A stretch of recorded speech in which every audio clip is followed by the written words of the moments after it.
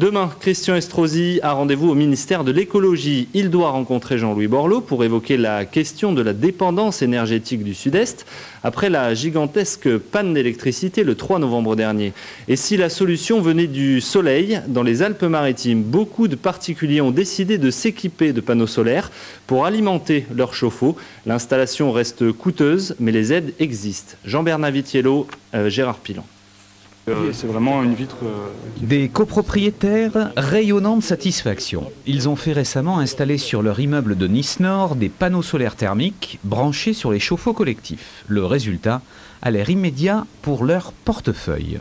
Depuis 5-6 mois, on a déjà économisé environ 10 000 kWh, ce qui représente environ 500 ou 550 euros sur 5 mois. Amortissement prévu sur les 4 ans. Mais au-delà de l'aspect financier, la plupart de ces retraités évoquent une prise de conscience pour protéger la planète qu'ils laisseront à leurs petits-enfants. D'ailleurs, les experts leur ont expliqué qu'à la place du gaz ou du fioul, le soleil évitait les rejets de carbone. Sur la durée de vie de 20 ans, c'est un peu plus de 100 tonnes de CO2 évitées. Donc si on le ramène à l'année, cette copropriété a évité l'émission de 5 tonnes de CO2 dans l'atmosphère. Cette énergie chauffante, ici seulement pour la douche et les lavabos, aurait demandé 3 ou 4 fois plus de panneaux solaires si les propriétaires avaient voulu chauffer les radiateurs. En ce qui concerne les tarifs, les bureaux d'études avancent un prix moyen.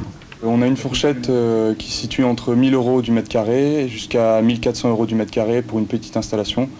Et on a à peu près un ratio qui dit que pour 1 mètre carré de panneaux solaires, on a un équivalent pour un logement. Le Conseil régional, l'Agence pour la maîtrise de l'énergie, mais aussi le Conseil général finançait jusqu'à présent en grande partie ces installations. Mais il y a eu explosion des demandes et les collectivités ne peuvent plus faire face. Pour le thermique comme pour le photovoltaïque, les enveloppes globales resteront les mêmes. Mais comme les particuliers sont trop nombreux, chacun recevra moins d'aide mais pourra déduire plus de ses impôts. 6 millions d'euros. Je maintiendrai mon enveloppe qui, grâce au crédit d'impôt supplémentaire accordé par l'État, nous permettra d'aider beaucoup plus de particuliers. On a déjà aidé 7500 particuliers dans le département. J'espère en moyenne annuelle arriver à 5 ou 6 000 dossiers. Les bureaux d'études et les installateurs doivent s'occuper des dossiers des aides financières. Vous pouvez toujours aussi vous renseigner auprès de l'ADEME, votre agence locale de la maîtrise de l'énergie.